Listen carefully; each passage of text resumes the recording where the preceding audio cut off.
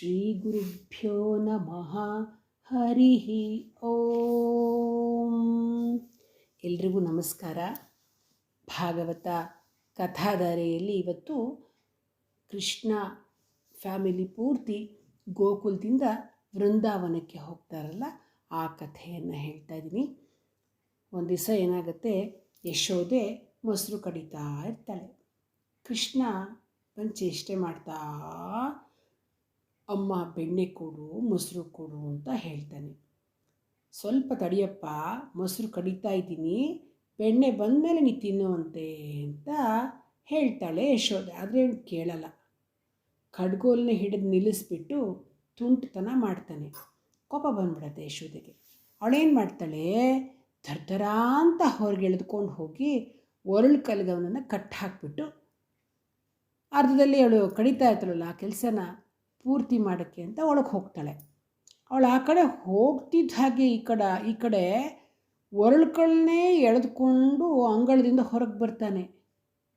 ಅಲ್ಲಿ 2 ಮತ್ತಿ ಮರಗಳು ಜೋಡಿಯಾಗಿ ಬೆಳೆದಿರುತ್ತವೆ. ಇವನು ಈ ಕೃಷ್ಣ ಅಲ್ಲಿ ಕಟ್ಟಾಕಿರ್ತಾರಲ್ಲ ಒರಳು ಕಲ್ಲಲ್ಲಿ, ಅದ್ರ ಮಧ್ಯದಲ್ಲೇ ತೂರ್ದುಕೊಂಡು ಜೊತೆ ಆ 2 ಮರಗಳ ಮಧ್ಯೆನೇ ಆ ಒರಳು ಕಲ್ಲು ಸಮೇತ ಹೋಗಿ ತೂರ್ತಾನೆ. ಆ ಕಲ್ಲು ಅವೆರಡು ಮರಗಳ ಮಧ್ಯೆ ಸಿಕ್ಕಿ ಹಾಕ್ಕೊಂಬಿಡತ್ತೆ. ಒಂದು ಸಾರ್ತಿ ಜಗ್ತಾನೆ ಆ ಮರ 2 ಧಡ್ ಅಂತ ಮುರಿದು ಕೆಳಗಡೆ ಬೀಳ್ತವೆ. ಆ ಮರಗಳಿಂದ 2 ದಿವ್ಯ ರೂಪಿಗಳು ಹೊರಗಡೆ ಬಂದು ಕೈ ಜೋಡಿಸ್ಕೊಂಡು ಕೃಷ್ಣನ ಮುಂದೆ ನಿಂತ್ಕೊಳ್ತವೆ. ಅವರು ನಳಕೂಬರ ಮತ್ತು ಮಣಿಗ್ರೀವ ಅಂತ ಹೆಸರಿರ್ತಕ್ಕಂತಹ ಕುಬೇರನ ಮಕ್ಕಳವರು. ಒಂದು ಸರ್ತಿ ಏನಾಗುತ್ತೆ, ಮದ್ಯಪಾನ ಮಾಡಿಬಿಟ್ಟು ಮತ್ತೇರಿಬಿಟ್ಟು ಚೈತ್ರರಥ ಅಂತಕ್ಕಂತಹ ಒಬ್ಬ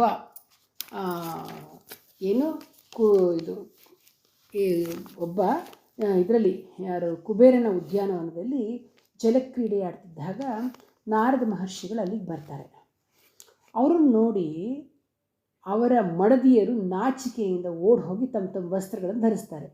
ಆದರೆ ನಳಕೂಬರ ಮಣಿಗ್ರೀವರಿಗೆ ಕುಡಿದು ಮತ್ತಲ್ವಾ ನಾಚಿಕೆ ಅಂತ ಅನ್ನಿಸ್ಲಿಲ್ಲ. ಅವ್ರು ಹಾಗೆ ನಗ್ನರಾಗಿ ನಾರದರ ಮುಂದೆ ಬಂದು ನಿಂತ್ಕೊಂಡ್ಬಿಡ್ತಾರೆ. ನಾರದರಿಗೆ ಒಂಥರ ಅಸಹ್ಯ ಆಗುತ್ತೆ. ಮನುಷ್ಯರಿಗೆ ಮುಖ್ಯವಾಗಿ ನಾಚಿಕೆ ಇಲ್ಲದ ನೀವು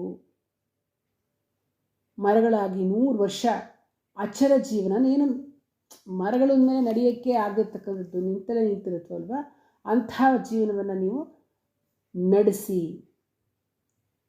ಆ ಜೀವನವನ್ನು ಅನುಭವಿಸಿ, ಮುಂದೆ ದ್ವಾಪರ ಯುಗದಲ್ಲಿ ಶ್ರೀಕೃಷ್ಣನ ಪಾದಸ್ಪರ್ಶದಿಂದ ನಿಮಗೆ ವೃಕ್ಷ ಜೀವನದಿಂದ ಬಿಡುಗಡೆ ಸಿಗಲಿ ಅಂತ ಹೇಳಿ ಶಾಪ ಕೊಟ್ಬಿಡ್ತಾರೆ ನಾರದರು.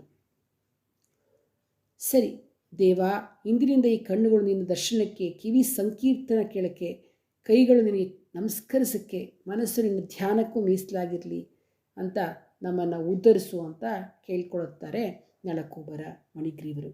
ಕೃಷ್ಣ ತನ್ನ ದಿವ್ಯ ಸ್ವರೂಪದಿಂದ ಅವರಿಗೆ ದರ್ಶನ ನೀಡಿ ಅವರನ್ನು ಧನ್ಯರಾಗಿಸ್ತಾನೆ. ಈ ಕಡೆ ಯಶೋದೆಗೆ ಇದೇನು ಧಡ್ಡಂತ ಸೌಂಡ್ ಬಂತಲ್ಲ ಅಂತ ಅವಳೊಬ್ಬಳೇ ಎಲ್ಲ ಇಡೀ ನಂದು ಗೋಕುಲವೇ ಬಂತು ಅಲ್ಲಿಗೆ. ಏನಾಗಿದೆ ಅಂತ ಬಂದರೆ, 2 ಮರ ಬಿದ್ದಿವೆ, ಮಧ್ಯೆ ಒರಳು ಕಲ್ಲು ಸಿಕ್ಕಾಕೊಂಬಿಟ್ಟಿದೆ, ಒರಳು ಕಲ್ಲಿನ ಮೇಲೆ ಕೃಷ್ಣ ಕೂತ್ಕೊಂಡಿದ್ದಾನೆ. ಏನಿದು ವಿಚಿತ್ರ ಅಂತ ಎಲ್ಲ ನೋಡಿ ಒಬ್ರಿಗೊಬ್ರು ಆಶ್ಚರ್ಯ ಪಡ್ತಿರ್ಬೇಕಾದ್ರೆ ಒಬ್ಬ ಗೊಲ್ಬಾಲಕ ಬಂದು ತಾನು ಕಂಡದ್ದನ್ನೆಲ್ಲ ಅವ್ರು ಹೇಳ್ತಾನೆ. ಆಗ ಎಲ್ಲರೂ ನಗ್ತಾರೆ. ಮರದಿಂದ ದಿವ್ಯ ರೂಪಿಗಳು ಬರೋದು ಒಂದು ಏನು ಅರ್ಥ? ನಮ್ಮ ಈ ಹುಡುಗನೋ ದಿವ್ಯ ರೂಪ ತೆಗೆಯೋದು ಅಂದರೆ ಅದರ ಅರ್ಥವಿದೆಯಾ? ಬರೀ ಕತೆ ಕಟ್ತೀಯ ಚೆನ್ನಾಗಿ ಅಂತ ಆ ಹುಡುಗಂಗೆ ರೇಗಿಸ್ಬಿಡ್ತಾರೆ. ಅವನು ಇನ್ನೇನು ಮಾಡ್ತಾನೆ, ತಲೆ ತೆಗೆಸ್ಕೊಂಡ್ಬಿಡ್ತಾನೆ. ಕೃಷ್ಣನೂ ಅಷ್ಟೇ ಏನು ನಡೆದೇ ಇಲ್ಲ ಅನ್ನೋ ಹಾಗೆ ಪಿಳಿ ಅಂತ ಕಣ್ಬಿಟ್ಕೊಂಡು ನೋಡ್ತಾ ಇರ್ತಾನೆ. ಇದೊಂದು ಇನ್ಸಿಡೆಂಟ್ ಆಯಿತಾ. ಸರಿ, ಕೃಷ್ಣನಿಗೆ 5 ವರ್ಷ ತುಂಬಿತು. ಅವನು ಒಂದು ಮಗುವಿಂದ ಸ್ವಲ್ಪ ಹುಡುಗನಾದ. ಏಕೆಂದರೆ ಹುಟ್ಟಿನಿಂದ ಮೊದಲ 5 ವರ್ಷಗಳು ಶೈಶವ ಅಂತಾರೆ, 5ರಿಂದ 10 ತನಕ ಪೌಗಂಡ ಅಂತ ಕರೀತಾರೆ. ಸೊ ಈಗ ಪೌಗಂಡ ವಯಸ್ಸಿನಲ್ಲಿ ಅವನು ಬಂದಿರ್ತಾನೆ. ಗೋಕುಲದಲ್ಲಿ ಮೇಲಿಂದ ಮೇಲೆ ಇದೇ ಥರ ಆಗ್ತಾ ಇರೋದನ್ನು, ಕೃಷ್ಣನ ಮೇಲೆ ಅಟ್ಯಾಕ್ ಆಗ್ತಾ ಇರೋದನ್ನು ನೋಡಿ ನಂದನಿಗೆ ತುಂಬ ಟೆನ್ಷನ್ ಆಗುತ್ತೆ. ಇಲ್ಲಿದ್ದರೆ ಇನ್ನು ನನ್ನ ಕಷ್ಟ, ಕೃಷ್ಣನ ಜೀವಕ್ಕೆ ಅಪಾಯ ಬರುತ್ತೆ ಅಂತ ಅಂದ್ಕೊಂಡು ಭಯದಿಂದ ಅವನೇನು ಮಾಡ್ತಾನೆ, ತನ್ನ ಸಂಸಾರವನ್ನು ಅಲ್ಲಿಂದ ಸೀದಾ ಸ್ವಲ್ಪ ದೂರದಲ್ಲಿ ಬೃಂದಾವನ ಇತ್ತಲ್ಲ ಅಲ್ಲಿ ಕರ್ಕೊಂಡು ಹೊರಟೋಗ್ತಾನೆ. ಸರಿ, ಕೃಷ್ಣ ಬಲರಾಮನಿಗೆ ಈ ಒಂದು ಸುಂದರವಾಗಿರ್ತಕ್ಕಂಥ ಪ್ರದೇಶವನ್ನು ನೋಡಿ ಭಾಳ ಖುಷಿಯಾಗುತ್ತೆ, ಸಂತೋಷವಾಗುತ್ತೆ. ಸುತ್ತಮುತ್ತ ಸುಂದರವಾದ ಕಾಡು, ಮಧ್ಯೆ ಆ ಕಾಡಿನ ಸುಂದರವಾದ ಕಾಡು, ಆ ಕಾಡಿನ ಮಧ್ಯೆ ತುಂಬ ಚೆನ್ನಾಗಿ ಶುಭ್ರ ಜಲದಿಂದ ಹರಿತಾ ಇರ್ತಕ್ಕಂಥ ಯಮುನಾ ನದಿ. ಆ ಸ್ವಲ್ಪ ದೂರದಲ್ಲಿ ಗೋವರ್ಧನ ಪರ್ವತ. ಕೃಷ್ಣಂಗೆ ಬಲರಾಮಂಗೆ ಫ್ರೆಂಡ್ಸ್ ಜೊತೆ ಕಾಡಿನಲ್ಲಿ ಅಲಿಯೋಕ್ಕೆ ಖುಷಿ. ಈ ಕಡೆ ಅವರಿಗೆ ಪರಿವೇ ಇರ್ತಿರಲಿಲ್ಲ, ಅಂಥ ಒಂದು ಸಂತೋಷ ಸಿಗ್ತಿತ್ತು. ಒಂದು ದಿವಸ ಏನಾಗುತ್ತೆ, ಹುಡುಗರು ಎಲ್ಲ ಹೋಗಿರ್ತಾರೆ, ಆವಾಗ ಬಾಯಾರಿಕೆ ಆಗುತ್ತೆ, ನೀರು ಕುಡಿಯೋಕ್ಕೆ ಅಂತ ಯಮುನೆಗೆ ಇಳಿತಾರೆ. ನೀರು ಕುಡಿದ ಮೇಲೆ ಬರ್ತಾ ಇರ್ಬೇಕಾದ್ರೆ ಒಂದು ದೊಡ್ಡ ಬಕಪಕ್ಷಿ ನೇರವಾಗಿ ಕೃಷ್ಣನ ಹತ್ರ ಹಾರ್ಕೊಂಬರತ್ತೆ. ಅಗಲವಾಗಿ ಬಾಯಿ ತೆರ್ಕೊಂಡು ಬರ್ತಾ ಇರತ್ತೆ, ಫಾಸ್ಟಾಗಿ ಬರ್ತಿರ್ತದೆ. ನೋಡಿ ಹುಡುಗರೆಲ್ಲ ಹೆದರ್ಕೊಂಡು ನಡುಕ್ತಾರೆ. ಆಗ ಕೃಷ್ಣ ಏನು ಮಾಡ್ತಾನೆ, ನಿಂತ್ಕೊಂಡು ಒಂದೇ ಹತ್ರ ಸ್ಥಿರವಾಗಿ ನಿಂತ್ಕೊಂಡು ಒಂದೇ ಸಮನೆ ಪಕ್ಷಿಯನ್ನು ದಿಟ್ಟಿಸಿ ನೋಡ್ತಾ ಇರ್ತಾನೆ. ಅದು ಆ ಪಕ್ಷಿ ಬಾಯಿ ತೆರ್ಕೊಂಡು ಹತ್ತಿರ ಬರ್ತಿರುವಂತೆ ಅವನು ಕೈ ಎತ್ತಿ ಅದರ ಎರಡು ಕೊಕ್ಕುಗಳನ್ನು ಇರುತ್ತಲ್ಲ ಅದನ್ನು ಹಿಡಿದು ಸೀಳು ಹಾಕಿಬಿಡ್ತಾನೆ.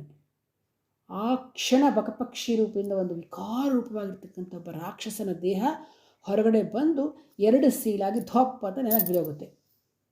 ಸರಿ, ಹುಡುಗರೆಲ್ಲ ಕೃಷ್ಣನ ನೋಡ್ತಾನೆ ಇದ್ದಾರೆ. ಆಶ್ಚರ್ಯದಿಂದ ಯಾರಿವನು, ಪಕ್ಷಿ ಇತ್ತು, ಅದು ರಾಕ್ಷಸ ಹೇಗಾಯಿತು ಅಂತ ಕೇಳ್ತಾರೆ. ಕೃಷ್ಣ ನಕ್ಬಿಟ್ಟು ಆಟ ಆಡೋಣ ಬನ್ನಿ ಅಂತ ಹೇಳಿ ಮುಂದಕ್ಕೆ ಕರ್ಕೊಂಡು ಹೋಗ್ತಾನೆ. ನಿಜವಾಗ್ಲೂ ಆ ಪಕ್ಷಿ ಯಾವುದಪ್ಪ ಅಂತಂದರೆ ಕಂಸ ಕಳಿಸಿರ್ತಕ್ಕಂಥ ಬಕಾಸುರ ಅಂತಕ್ಕಂಥ ರಾಕ್ಷಸ ಅದು. ಮತ್ತೊಂದು ದಿವಸ ಏನಾಗುತ್ತೆ, ಹುಡುಗರು ಹೀಗೆ ದನ ಮೇಯಿಸ್ತಾ ಕಾಡಿನಲ್ಲಿ ತುಂಬ ದೂರ ಹೊರಟೋಗ್ತಾರೆ. ಆ ದಾರಿಗೆ ಅಡ್ಡವಾಗಿ ಒಂದು ಹೆಬ್ಬಾವು ಮಲ್ಕೊಂಡಿರುತ್ತೆ. ಸರಿ, ದೊಡ್ಡದೊಂದು ಬೆಟ್ಟದಷ್ಟು ಗಾತ್ರ ಇರ್ತಕ್ಕಂಥ ದೊಡ್ಡದಾಗಿರುತ್ತೆ ಅದು, ಅಷ್ಟು ದೊಡ್ಡದಾಗಿರ್ತಕ್ಕಂಥದ್ದು, ಬಾಯಿ ತೆರ್ಕೊಂಡು ಮಲಗಿರುತ್ತೆ ಅದು. ಯಾವುದು, ಹೆಬ್ಬಾವು. ಸರಿ, ಹುಡುಗರಿಗೆ ಅದು ಹೆಬ್ಬಾವು ಅಂತ ಗೊತ್ತಾಗಲೇ ಇಲ್ಲ, ಯಾಕೆಂದರೆ ಬೆಟ್ಟ ಇದ್ದಂಗೆ ಇತ್ತಲ್ಲ ಅದು.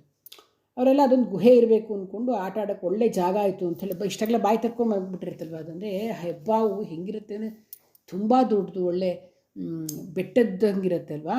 ಅದು ಇಷ್ಟಾಗಲೇ ಬಾಯಿ ತೆಕ್ಕೊಂಡು ಮಲಗಿರೋದು ನೋಡಿ ಒಳ್ಳೆ ಗುಹೆನೇನೋ ಅಂದ್ಕೊಂಡು ಆಟ ಆಡೋಕ್ಕೆ ಜಾಗ ಆಯಿತು ಅಂದ್ಕೊಂಡು ಅವರೆಲ್ಲ ಏನು ಮಾಡಿಬಿಡ್ತಾರೆ, ಆ ಗುಹೆಯೊಳಗಡೆ ಹೊಟ್ಟೋಗ್ಬಿಡ್ತಾರೆ. ಆ್ಯಕ್ಚುಲಿ ಅದು ಅಘಾಸುರ ಅಂತಕ್ಕಂಥ ಭಯಂಕರ ರೂಪದ ರಾಕ್ಷಸ ಆ ಹೆಬ್ಬಾವು. ಅದು ಯಾವುದು ಅಂತಂದರೆ, ಈಗ ಬಕಾಸುರ ಸತ್ತೋದ್ನಲ್ಲ, ಅವನ ತಮ್ಮ ಇವನು ಈ ಅಘಾಸುರ. ಶ್ರೀಕೃಷ್ಣನನ್ನು ಕೊಂದು ಹಾಕಬೇಕು, ಯಾಕೆಂದರೆ ನನ್ನ ಅಣ್ಣನ ಇವನು ಸಾಯಿಸಿದ್ದಾನೆ ಅಂತ ಅಂದ್ಬಿಟ್ಟು ಅದನ್ನು ರಿವೆಂಜ್ ತೊಗೊಳಕ್ಕೆ ಅವನು ಬಂದಿರ್ತಾನೆ. ಸರಿ, ಹುಡುಗರು ಬಾಯಿಗೆ ಹೋದ ತಕ್ಷಣ ಅವ್ರನ್ನ ನುಂಗಿಬಿಡ್ತಾನೆ ಅಘಾಸುರ.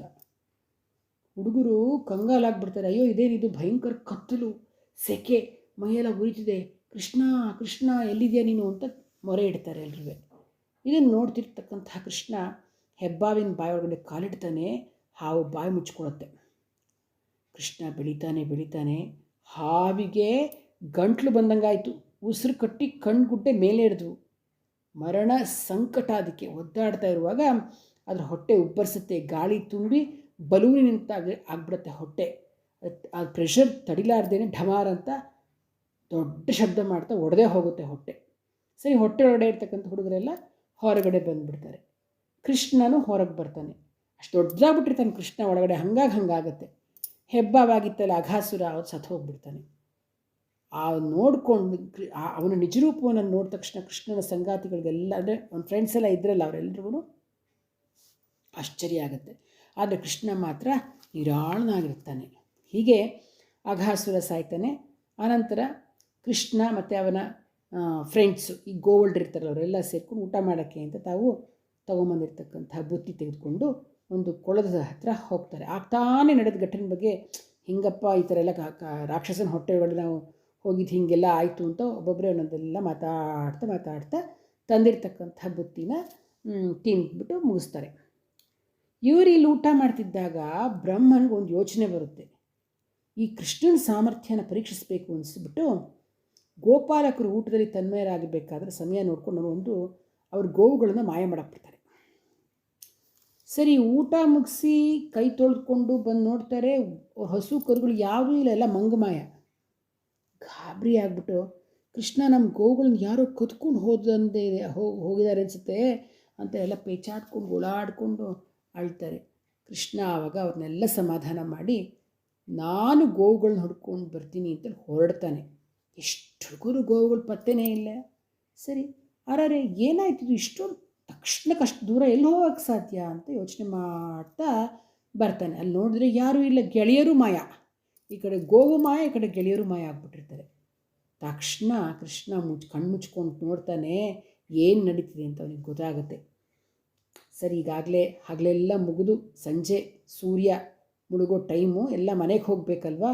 ಇಲ್ಲ ಅಂದರೆ ಗೋಕುಲ ಗೋಪಾಲಕರನ್ನು ಕಾಣಿದ್ರೆ ಗಾಬರಿ ಆಗುತ್ತೆ ಅಷ್ಟೇ.